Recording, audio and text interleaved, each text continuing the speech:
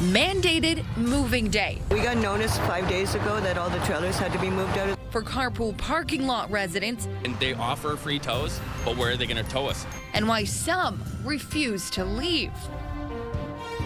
Plus, a mother's push for answers. I won't stop. I've promised that. And systemic change. My son was neglected, and the neglect caused his death. After her son died in police custody. And a final sign-off. And that's the kind of day it's been. I'm Lloyd Robertson. Of a broadcasting legend. He was our GOAT in the broadcast business. He was the greatest of all time. Memories of a late Lloyd Robertson. He really was a son of Stratford and loved this community so much.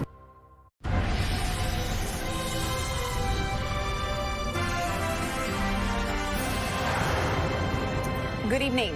For the last year, it's been home to over a dozen people on the edge of homelessness, a carpool parking lot at Town Line Road and the 401 in Cambridge. Today, the MTO moved in with private security and tow trucks to remove the 20 to 30 trailers on the lot. Most people left willingly, but others did not go quietly. CTV's Jeff Pickle now joins us with more on this. And Jeff, you spent the day speaking with former residents of the lot as well as neighbors who live nearby. Well, I spoke with one neighbor who says they are very happy to see the trailers removed, saying they've been a nuisance for some time. As for the people who lived in the commuter lot, they said the situation worked well for them because it was isolated and they could be mostly left alone. Now, most people on the site left, but 2 trailers remained with residents inside, unwilling to go. The tow trucks on site early Wednesday morning at the Town Line Road carpool lot. Well, we got notice 5 days ago that all the trailers had to be moved out of the parking lot because someone gave a complaint against the parking lot. The message from the MTO, get out or get towed. Which I don't understand because no one here did anything wrong. It was a quiet area. We cleaned up after ourselves. Some of the 20 to 30 trailers moved out over the last few days. Others agreed to be towed this morning. We've tried to talk to the security about giving us a couple extra hours to try and figure out stuff, and they're being completely, they say they're not going to be unreasonable, but they're also like, get out. So they say with no other options to legally park, they don't know what's next. But we literally have nowhere else to go. And they offer free tows, but where are they going to tow us?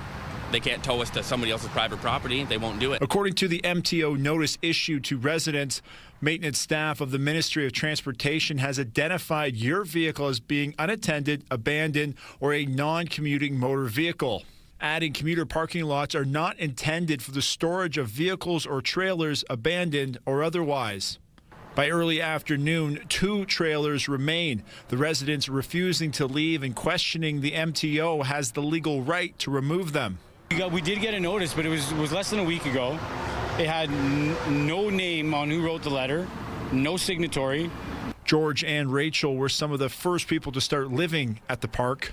It fit the criteria of what I needed, which was just a place to be able to just save up some money, so I could get out, do some work, save up some money, and get back into a house or an apartment. They say making life harder for people trying to get back on their feet makes little sense.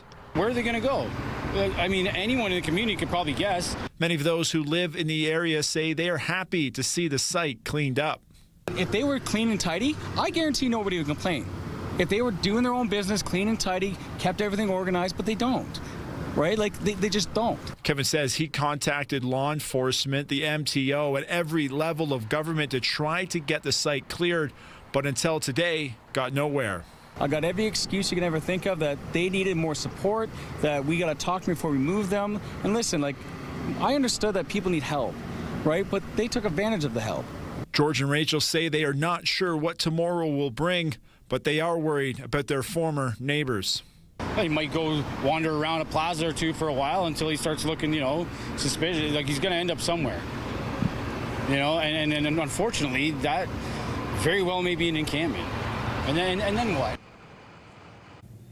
And those who were just evicted from the lot say they are hopeful to find somewhere quiet and out of the way to live while they save, to hopefully find somewhere new to move in on a more permanent basis. Now, also, before we left this afternoon, we were told that the OPP were called, but the Wellington County OPP say this was entirely an MTO operation and they played no role in enforcement. Krista? Okay, CTV's Jeff Pickle live for us this evening. Thank you so much, Jeff. All right, time for a check now on weather. We head over to Ashley Bacon. Another day of sunshine. Not bad out there, Krista. It is certainly a very summer-like day. And the good news is we're in for this at least for another few hours. We are going to see some precipitation start to make its way through our region through the overnight and into tomorrow. But right now, it is beautiful out there. Let's take a look at our radar. You can see really not a lot to talk about. Very clear skies all throughout southwestern Ontario this hour. Those are going to change in just a matter of time. So as we stand, 28 degrees out there, a southwest wind at 15 kilometers an hour. And the great news is throughout southwestern Ontario, temperatures are remaining warm throughout. So around 29 degrees, Windsor, London, Hamilton, Toronto, 27 for Barrie, Mount Forest, Goderich, 28 here in Waterloo region. And the nice thing is not a lot of humidity to go along with it. Feeling closer to 31, but overall not too bad, around 35 in London. But as I mentioned, Krista, we are looking at some rain starting to make its way through our region potentially tomorrow. I'll have those details coming up a little later in the show. Okay, Ashley, appreciate it as always. Well, the mother of a man who died while in OPP custody at the Rockwood detachment 2 years ago is suing the province and several police officers. The $3.7 million wrongful death lawsuit alleges Nathaniel Schofield's death was preventable. Now we are joined by Spencer Turcotte, who has been following this case from the beginning for us. Spencer, the lawsuit was filed at Kitchener Superior Court. It was, and it claims officers failed to respond appropriately after Schofield showed signs of drug withdrawal. It was filed on the exact date of his death, July 10th. 2 years after Nathaniel Schofield died while in Provincial Police custody at the Rockwood detachment, his mother, Faye Gaines, filed a wrongful death lawsuit at the Kitchener courthouse. It's kind of like being in a movie, and I've been on an ongoing cliffhanger in numerous ways. The lawsuit comes after Gaines filed formal complaints with Ontario's Law Enforcement Complaints Agency and following an SIU investigation that cleared officers of any wrongdoing. My son was neglected, and the neglect caused his death. He could have easily been saved that night. The statement of claim names the province, 4 OPP members, and several unidentified officers and civilian employees. Gaines is suing the parties for $3.7 million, alleging her son died because police failed to provide adequate medical care while he was being held at the South Wellington Operations Centre. This was given to me as a gift when Nathaniel died. According to the lawsuit, Schofield told officers he had recently used fentanyl, methamphetamine, and cocaine and expected to experience withdrawal symptoms. The claim alleges officers knew, or ought to have known, he was at an increased risk of a medical emergency. They had hours and hours and hours, and they had information from him directly that could have saved him. They're trained in CPR. He was not given CPR by anybody. The 36-year-old father of 6 from Arthur deteriorated overnight and suffered a medical emergency in his cell the next morning. He was taken to Guelph General Hospital where he was pronounced dead. The lawsuit also alleges broader systemic failures, including inadequate policies, training, and supervision. We need what I'm calling ACAC. Answers, change, accountability, consequences. The allegations have not been proven in court. The Ontario Provincial Police tell CTV News they have received the statement of claim. As the matter may be subject to legal proceedings and out of respect for the judicial process, the OPP will not be providing further comment at this time. For Gaines, she hopes the lawsuit leads to more clarity about what happened and believes it could prevent another family from experiencing the same loss. I won't stop. I've promised that, and here I am 2 years later still fighting for him. And it's unclear if any statements of defense have been filed in the case. Krista. Okay, CTV's Spencer Turcotte reporting live for us this evening. Thank you so much, Spencer. Now to Guelph, where a man deemed a high-risk offender was rearrested only hours after being released. Madani Johans left Maplehurst Correctional in Milton on Friday and violated his release conditions by being in downtown Guelph. CTV's Karis Mapp reports. Madani Johans is once again behind bars for violating his release conditions. The 37-year-old, who Guelph Police have identified as a high-risk offender, has been ordered to stay away from the city's downtown core. But after being released from Maplehurst Correctional Complex in Milton on Friday, he hopped on a bus and returned to the area. Shortly thereafter was observed by our officers in the downtown core of Guelph, which is in violation of several release orders, which prohibit him from attending a number of specific addresses within the city of Guelph's downtown. Within hours of his release, Johans was taken back into police custody and charged with 9 counts of breaking probation orders. This most recent release order had a condition that he not attend the downtown. So that's a geographically identified area. It was spelled out in the release order. Police say they were aware of his scheduled release, but weren't actively seeking his rearrest. Our allegation is that once he got off the bus, he did not vacate the downtown. He spent some time shopping, going in various stores, walking around. So he had, ample opportunity to leave the downtown, to get outside of the borders that he'd been ordered to stay away from, but he did not do so. Johans has a long history with police dating back to July 2024. This is at least the 3rd time that he's been released from custody and then rearrested fairly shortly thereafter. He has a history of violence, which usually prompts police to release a public warning of his return to the community, which never came Friday. Frankly, we were intending to, but he was arrested so quickly that we didn't get that warning out to the public. Adding they're doing all they can to protect the people of Guelph. We certainly take whatever steps we can to ensure the safety of the community. Karis Mapp, CTV News, Guelph. Police are asking for the public's help in identifying 4 men after a shooting in downtown Kitchener Friday night. Investigators have released these photos of people they say have information on the incident. Just before 8:30 Friday evening, officers responded to reports of gunshots in the area of Duke and Scott Streets. They say some sort of confrontation took place between a number of people before shots were fired. No injuries have been reported, but the area was shut down for a number of hours. Anyone with information is asked to call the General Investigations Unit of the Waterloo Regional Police. More than 500 people have been arrested and over 4,000 charges have been laid in a Toronto police crackdown on retail thefts. The investigation, which began nearly 2 years ago, focused on repeated retail crime in Toronto.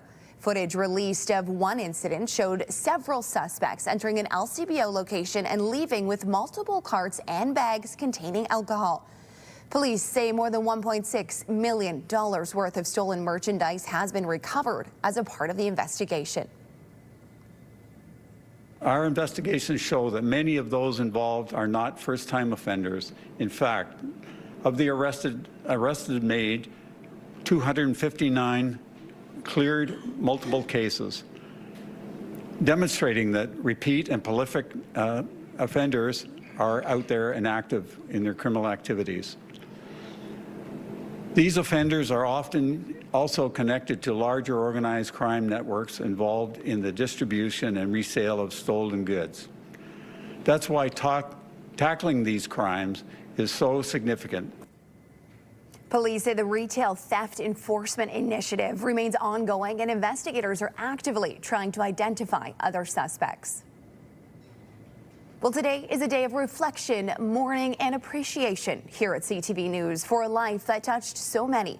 Former chief anchor Lloyd Robertson passed away last night at the age of 92. Lloyd was known for as much of his commanding voice on air as he was his warmth and kindness. CTV's Genevieve Beauchemin looks back at the distinguished career of a broadcasting legend. So that's the kind of day it's been on this. On the day he signed off for the last time, Lloyd Robertson joked he was about to be yesterday's news. We made it, Harvey. Reaction to his passing, though, has proven his legacy to be a front-page story. I think people trusted him. I think he was a really special journalist. When I first came to Canada, like, his voice was like kind of captivating. Yes. Hello. Lloyd Robertson offered generations of viewers a connection to the world. I'm Lloyd Robertson. We'll see how the world came to Canada. His authoritative voice was a landmark of the Canadian broadcast landscape for over 6 decades. He was a true gentleman, a real newsman. He loved scoops. He loved well-written human interest stories. He recounted he was bitten by the broadcasting bug when he was a boy.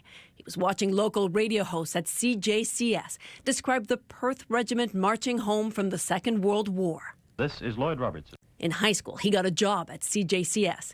Robertson graduated, continued to spin records and read news until he knocked on CBC's door. I was hired by the CBC. My voice got me through.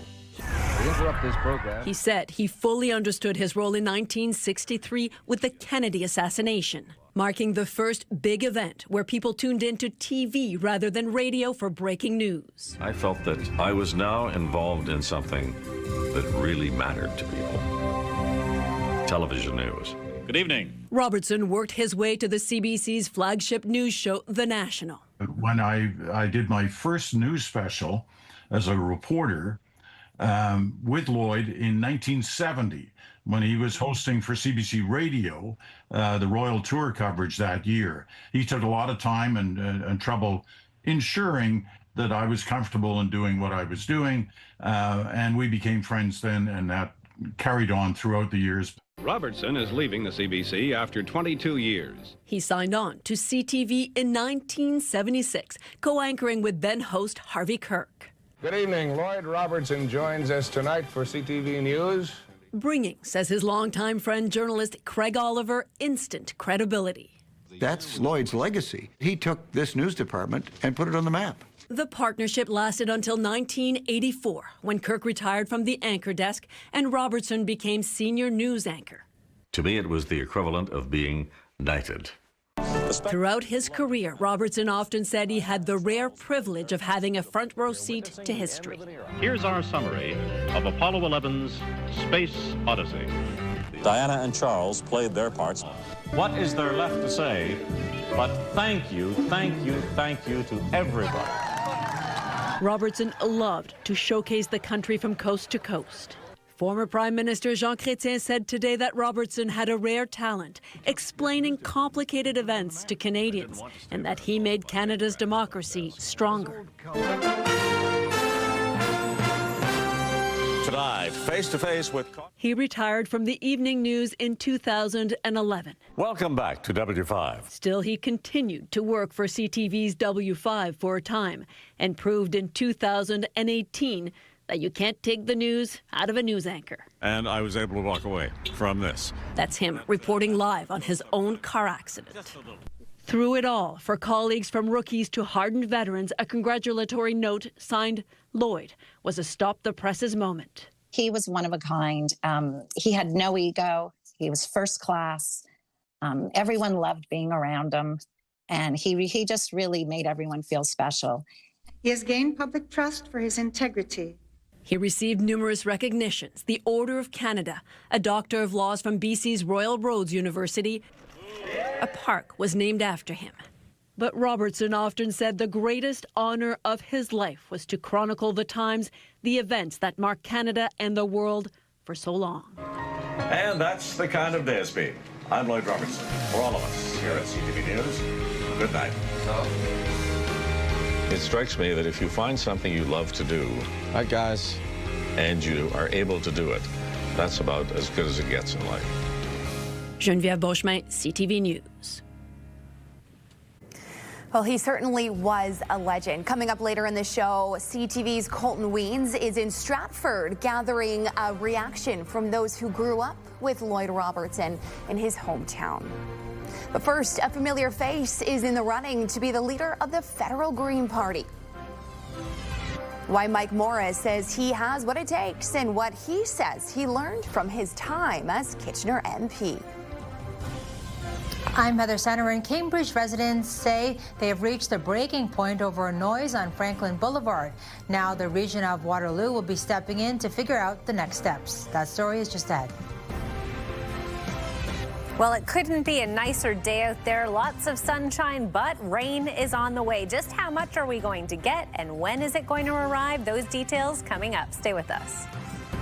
Download the CTV News app and stay on top of local stories as they unfold. We go to a dramatic scene unfolding. Customize your feed and watch live wherever you are. CTVKitchener.ca, your home for news.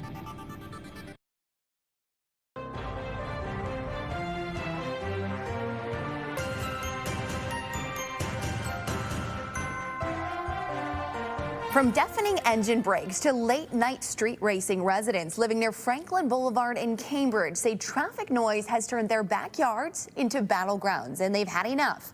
Now, the region of Waterloo will be stepping in to see what can be done. CTV's Heather Centerin joins us with details. Heather, Franklin Boulevard in Cambridge, well known for its multiple roundabouts, is a regional road. It is, Krista, but the region and the city of Cambridge are working together to deal with these noise complaints. Residents who live in the area say they're losing sleep because of how loud it can get. Spend a few minutes at the roundabout at Franklin Boulevard and Myers Road in Cambridge, and you'll see an endless stream of traffic, including a lot of trucks. It's constant. It's one after the other. You might get like a 10-second, 15-second break, and then another one comes by. You might even hear it before you see it. It sounds like it's a street race track. That's what it sounds like until there's a transport coming down, and then they've got their engine brakes on and the windows are shaking, the house is shaking. These two mothers live nearby on Bakersfield. It runs parallel to the busy boulevard. We have a beautiful backyard that we've made basically our outdoor oasis, and we just can't enjoy it. And everyone who comes over is like, oh, you have such a nice backyard. It's too bad it's so noisy. Residents say the roaring traffic has just amplified over time. I've noticed in the last, specifically 5 or 6 years, that it's gotten a lot worse. They say the rumble is even louder after dark. My son has epilepsy, and he needs nighttime REM sleep. And we can't get that with his windows open. We have to have the windows closed in order for him not to be disturbed by loud mufflers, by motorcycles, by the transports. The complaints are certainly escalating. City Councillor Scott Hamilton says constituents have been sounding off about it for years. They've certainly gotten worse ever since the McQueen-Shaver bypass has directed large trucks from basically Highway 24 over here right down Franklin. With all the diverted traffic, residents say they also worried about safety. A couple of the houses behind me on this side of the road have had cars go right through their backyards and land on their decks. Cambridge City Council recently passed a motion to work with the region on a solution. The region of Waterloo saying in a statement, in part, the region understands that this corridor is important to the daily lives of nearby residents, and we take these concerns seriously. Regional staff will be conducting a noise study. It is expected to be complete by the end of summer and will help determine whether noise mitigation is warranted, what may be required, and how much it will cost. The region of Waterloo added that Franklin Boulevard was reconstructed about 10 years ago and did not meet the criteria for noise walls at the time, but the region recognizes that truck restrictions in downtown Cambridge change traffic patterns, so trucks are using designated regional corridors like Franklin Boulevard. Krista. Okay, CTV's Heather Centerin reporting live for us this evening. Thank you, Heather. Well, former Kitchener MP Mike Morris has announced he is in the running to be federal Green Party leader. He's one of 2 people that have been approved by party officials to run. The other is an educator based out of Ottawa. Morris was the first Green MP elected in Ontario when he served as Kitchener Centre MP for 1 term from 2021 to 2025. I saw for myself how much one MP can get done. And that's a big part of why I'm running for leader and why I'm committed to running again as an MP. There's no other way I can spend my time that can make a bigger difference in the world than by doing this. And I think a big part of that is focusing on the issues first and foremost, rather than trying to score political points or, planting a party flag in an issue. Current Green Party leader Elizabeth May announced her plans to resign in 2025, paving the way for a leadership race in November of this year. The Green Party will choose its new leader in November.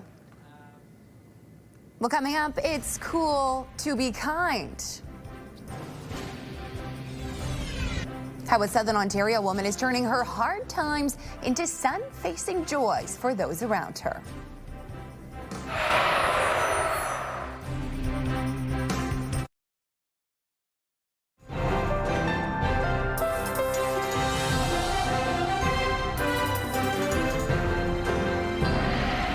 Well, we were just chatting. It is summer. Yes. Summer does not last forever. Unfortunately not, no. But it really feels like patio season, and it's so tough. I mean, it's hard for me to go because I have little kids to sit on a patio. But all the time, I'm just like, summer is so short. I need to go sit on a patio while I can. Well, you've got a good couple of hours tonight to do so, Krista, before maybe a little bit of rain by the end of this week. But yes, absolutely perfect conditions to get out there. And as we take a look from Stratford this hour, lots of patios around Stratford's downtown core that would be perfect to sit on and maybe have a dinner. You could bring the kiddos out for dinner on the patio, you know, and have a little apple juice. I don't know. It'll be good for everyone. Maybe a milkshake or two. It's beautiful out there this hour. Not a lot of wind out there even. It's absolutely perfect to be out and enjoying maybe a barbecue dinner at home.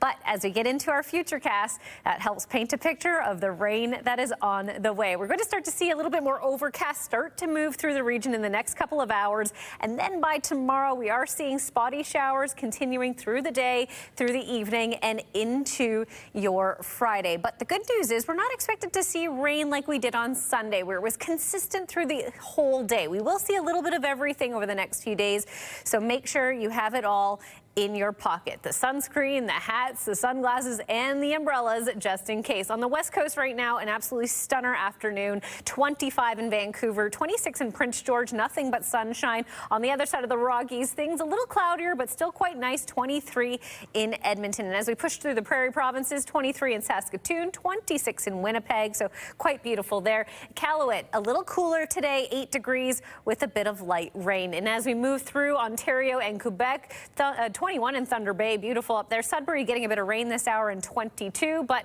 as we get further south and further east, temperatures rise and the sun gets brighter. 29 in Ottawa, 30 in Montreal. So things definitely heated up on the east side of the country today. In fact, heat warnings in effect for Fredericton at this hour. 32 degrees still, 28 in Charlottetown, 29 in Halifax. St. John's, the coolest spot on the east coast at 17 with a little bit of light rain. Here in Waterloo region, we're still sitting at 28 degrees. So if you are headed out in the next few hours, perfect conditions to do so. Now, overnight tonight, temperatures not dipping too far. 18 is the expected low, so it will be a little bit hot and humid for overnight sleeping conditions. We are potentially seeing some fog patches develop around midnight. That's also when we're expecting the cloud to start picking up. Now, tomorrow, 28 is the expected high. We could see a risk of an afternoon thunderstorm, and there is a high UV index. That's what I mean by a little bit of everything all wrapped in one. As a reminder, sun setting at 8:40 p.m., so if you want to get out and enjoy that sunlight, get out and do it soon, because that time is coming closer and closer. Here's a look at our 7-day forecast starting in Waterloo region. Rain continuing into your Friday and Saturday, so mostly cloudy conditions with spotty showers, 26 and 25, but the sun making a return on Sunday. In Lambton, Kent, Essex, similar conditions expected for tomorrow, a chance for thunderstorms in 28, rain into your Friday and Saturday, but very high temperatures, both daytime high and overnight, let's call it not so low. So it's going to be a hot, humid few days there in southern Georgian Bay.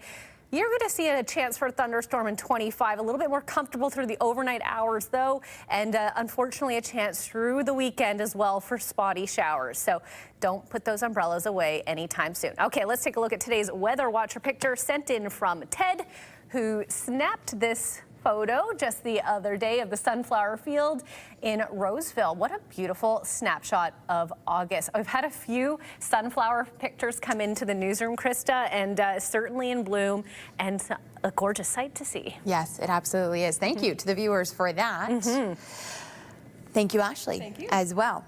Well, the Premier has called 3 by-elections to fill empty seats at Queen's Park. Candidates have hit the ground running with voters in 2 Toronto ridings and 1 Hamilton riding going to the polls in just under 30 days. CTV's Siobhan Morris reports. 2, 1. The race in Scarborough Southwest officially underway. It's one of 3 Ontario ridings with by-elections set for September 3rd. New Democrats have been pounding the pavement for months to hang on in Scarborough after the departure of their former deputy leader. I will fight for our home because we are done waiting. We are done, and we are coming to get our fair share. York Simcoe voters will cast ballots to replace Caroline Mulrooney in a reliably blue part of the province. The fiercest battle may be in Hamilton East Stony Creek after the retirement of the Minister of Sport. We know the PCs are feeling the heat. We have a real chance of change here. Liberal Heino Dosing was runner-up in last year's province-wide vote. He'll try again. Now with former longtime NDP MPP Monique Taylor in the mix. So if I could have a motion against Hamilton City Councillor Jeff Beattie for the Progressive Conservatives. But challengers think a string of government spending scandals could make all the difference. That's the first thing I hear at most doors is that unhappiness with the mismanagement of the taxpayer dollar. And transforming. Ontario's finance minister and acting Treasury Board president wouldn't get into whether that will hurt his party on election day. What I'm focused on, have been since day one, is making sure taxpayer money is managed carefully. Peter Bethlin-Falvey triggering spending reviews of 8 provincial agencies, including Supply Ontario, the LCBO, and Metrolinx. Looking at all aspects of their business. Can they do it better? Is there opportunities for continuous improvement? We'll be sitting down with each one of them to go through what we think is a reasonable ask on behalf of government. Those targets aren't being shared with the public. The opposition leader sees it all as a distraction. You want to find efficiencies? You want to save the taxpayer a few dollars? Start by not taking the dollars out of their pocket and spending it on things like private jets and luxury hotel suites. The finance minister says he doesn't know if government MPPs have paid back tens of thousands of dollars worth of hotel stays initially billed to taxpayers. The Premier has said that that's his expectation. At Queen's Park, Siobhan Morris, CTV News. Back to our coverage now on the passing of Lloyd Robertson, who left us at the age of 92. His impact stretched far across the country, and his hometown community is also remembering him tonight. Born and raised in Stratford, this city always remained important to him. Let's go now to CTV's Colton Weens, who is in Stratford in front of City Hall for us this evening. Colton, the city quick to acknowledge his impact on the community.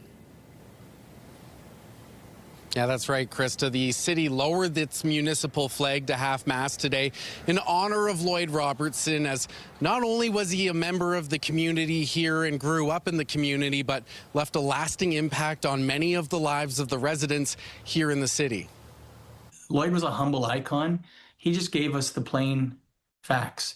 And we need to cherish the integrity that Lloyd Robertson brought to the media, and we need to try to make sure we ourselves lead us back there. And that's how Lloyd's legacy will live on. I feel very blessed that I could meet him. I'm not sure what else to say, but I'm getting literally goosebumps right now, just thinking about the memories that I have of him. Lloyd was a legend. Everyone knew him. He was such a remarkable human being, covered some of the greatest stories of our generation. He really was a son of Stratford and loved this community so much. Only the kindest words and the strongest memories last with the people that knew Lloyd Robertson, who say the Canadian broadcasting legend from Stratford always had the time for you and never made it about himself. Even though he was at the top of the game in media, he just remained this humble human being, and he always said he was from Stratford and he had those Stratford roots. He wanted to talk to me, and it was all about me. It wasn't about him, because he wanted to know my story. How'd you get into journalism? What, blah, blah, blah. So, this is my idol, the reason I got into journalism in the first place. When I first met him, before I was even in politics, he asked me for my phone number, and I thought he was just being nice. But sure enough, when I got elected, I would get that phone call, and on the other end was that familiar, reassuring voice of Lloyd Robertson. And he sometimes wanted to talk about politics, and sometimes he just wanted to chat. Robertson got his start in broadcasting and radio with CJCS, learning the tools to succeed and leaving a lasting legacy on the station. So everybody that walks through is reminded that Lloyd started here, and that kind of sets the bar when you start your day. You walk through the doors, you see Lloyd's name up there, and you say, okay, let's get it done. His dad being a machinist's helper at the Stratford CNR shops, Robertson never forgot about his hometown. Thinking about over the years, so many different ways and so many different people he'd met and touched, and how this is a loss not only for Nancy, the girls and their family, who lost a husband, a father or a grandfather, but for Canadians who lost, for generations, the trusted voice, the person that they last saw before they went to bed at night, and the person that gave them comfort in some of the darkest days of Canada and our nation and the world, or some of the happiest days. Despite being the voice of CTV National News, Robertson and his family remained major contributors to the festival city, patrons of summer music, heavily involved with the Community Foundation, and always celebrating the successes of the area, but also feeling any tragedies or adversities Stratford faced. Lloyd Robertson Day on August 31st in 2011, on his last day that he was broadcasting, David Johnston, the new Governor General of the country, made a special effort to change his schedule, and he rolled into the public reception at City Hall at Market Square to wish Lloyd well. It was that kind of reach that people had, from Governors General to everyday Stratford people who remembered Lloyd from going to school with him at Stratford Collegiate, or his voice on CJCS. It meant so much to so many people. I'll always remember, as he signed off, that's the kind of day it's been. And to Lloyd Robertson, Lloyd, thank you for always being so gracious, so kind, and for always caring about those in Stratford and around the world. Now, the city of Stratford and Perth County still mourning the loss of Lloyd Robertson, but always going to remember the lasting legacy that he had on the community and the entire country. Krista. Okay, CTV's Colton Weeds reporting live for us from Stratford this evening. Thank you, Colton. Are you willing to boycott certain booze? A new CTV poll finds many are leaning one way when it comes to American choices in liquor and beer stores.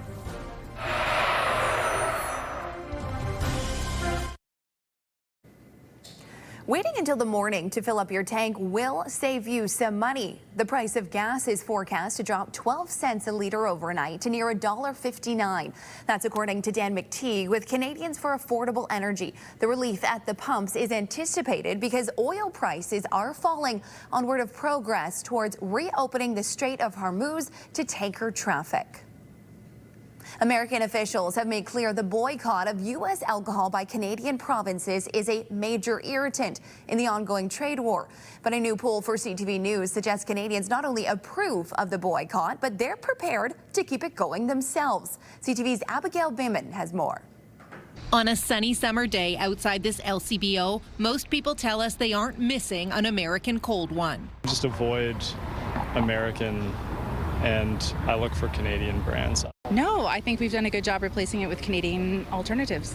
It's hard to feel like spending the little extra money people have these days on, a country full of politicians, business folks that really don't seem to, A, treat us with respect, or B, have perhaps more nefarious plans. If American alcohol went back on the shelf, according to new polling from Nanos done exclusively for CTV News, just under 3/4 of Canadians, 74%, are unlikely to buy it. And that's an increase from last year.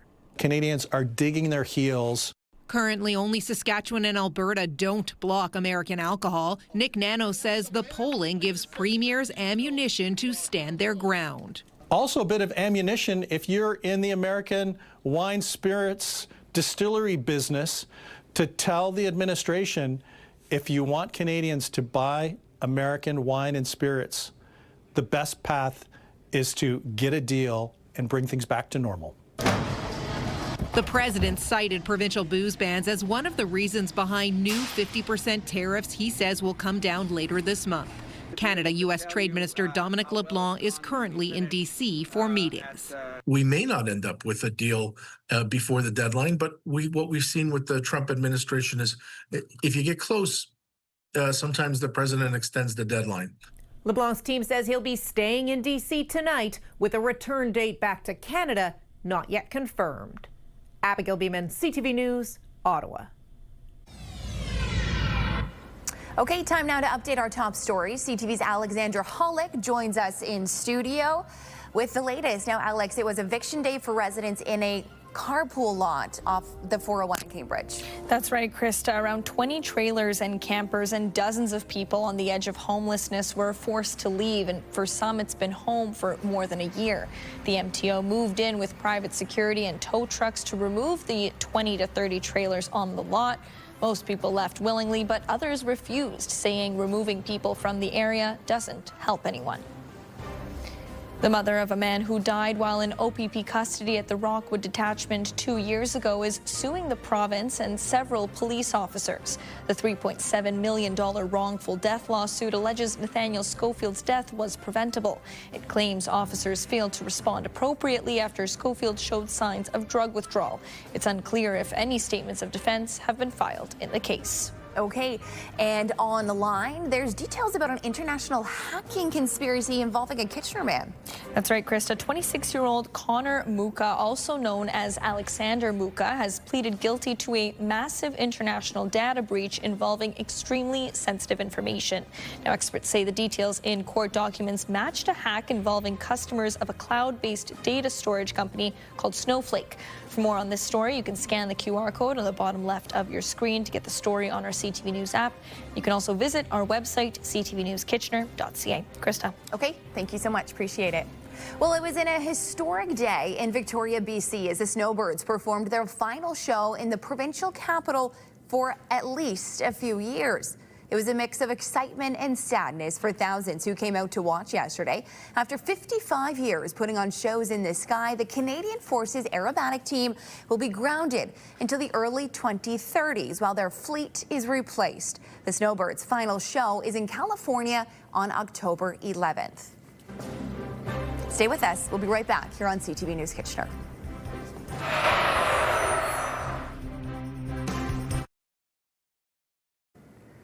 An Elgin County woman has realized her dream of creating a sunflower experience unlike any other. And as CTV's Sean Irvine tells us, it will soon be open to the public. This field full of sunflowers is literally an idea come true for West Elgin resident Jody Aldred. The 29-year-old recently returned to this area and within a few months envisioned the concept and the message. From the aerial view, you can see a bumblebee, the word kind, and then a walking path. The words match Aldred's new vision in life, which she hopes to share with others. I wanted something that could resonate with everyone, and I landed on Be Kind Blooms, and I want it to be a space where people come and they don't worry about yesterday or tomorrow. I think the mission behind the patch is just live for today, choose joy, and be kind. There are nearly 30 acres of blooms here, which adds up to, get this, almost 600,000 sunflowers. It takes about 20 minutes to walk the wide trails if you don't stop. Unless you know someone, you don't always have a chance to step foot on farm and truly just enjoy it at a slow pace. But most visitors probably will, including a select few who book in advance for a date night experience in one of 5 open areas.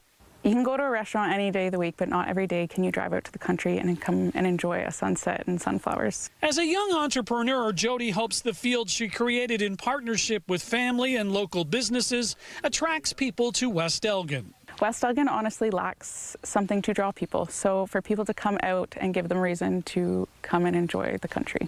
The field opens this Friday, with all proceeds on August 25th going to the Children's Health Foundation. More information is on our website and app now. In West Elgin, Sean Irvin, CTV News.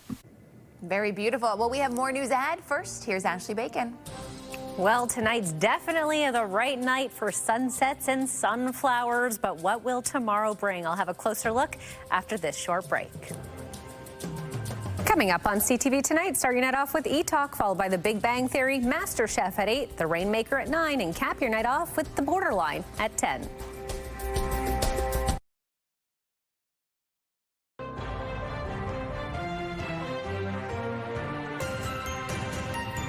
Well, Alexandra is back now with a look at what our team is working on for this evening. Krista, beloved Kitchener bowling alley has been saved from the gutter and is back in action, and we're getting a look at the lanes days before they open to the public. Frederick Lanes is reopening after 2 of its dedicated customers purchased the business, preventing a closure that many local bowlers feared might be permanent. CTV's Karis Mapp will have more from the soft launch tonight at 11:30, and we'll have more local news as well. Krista. Okay, Alexandra, thank you so much. Well, now for a quick look at weather, and rain or shine, the dogs must go out. You got it, and I know my boy's going to have me up bright and early for a nice walk. And as we take a quick look at what we're expecting tomorrow morning, it's a little bit of everything. You know, a mix of sun and cloud to start us off at 6 a.m., but a risk for those thunderstorms rolling in by 10. So it's going to be a warm one. It's going to be a weird one. We just got to brace for it all tomorrow. Yes. All right. Well, finally for us tonight, the Gordie Howe International Bridge opened to pedestrians and cyclists for the first time this morning. Officials say lines for the multi-use path are long today, but they remind people that the bridge has an estimated 125-year lifespan, so there will be many opportunities for you to cross it. Well, a Windsor man camped out, believe it or not, for 28 hours to be the first Canadian to cross into the United States on the newly opened 2.5-kilometer path. The bridge connects Windsor and Detroit. Very cool indeed. I wonder how long it would take to walk across there, though. Well, 2.5 kilometers. I mean, it just depends. But for me, that was probably about a 30-minute walk. Ish, no? Yes, you and River are minutes? speed walking across that. All right, folks, thanks so much for being with us this evening. I do have to give passage to say that that's the kind of day it's been. Thank you so much for watching us this evening. For more news, check out our CTV News app anytime.